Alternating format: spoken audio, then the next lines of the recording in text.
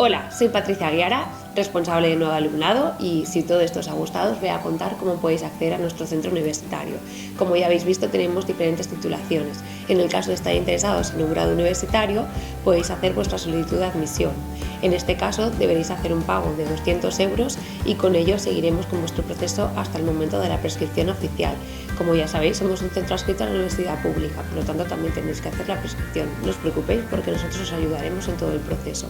No os soltaremos de la mano hasta que empecéis en la universidad.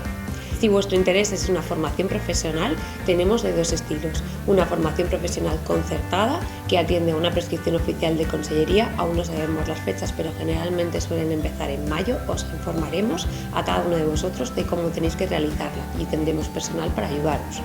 Y luego ya después de ello saldrán las listas de admitidos y ya por supuesto lo que es la matrícula, que la haremos en julio.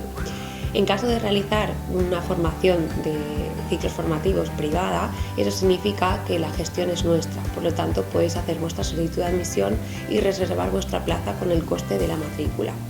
Y otra parte muy importante, no os olvidéis, es que también contamos con un programa de becas y ayudas. En el caso de que estéis interesados en ellas, en nuestra web tenéis toda la información y tendréis que gestionarlo desde allí.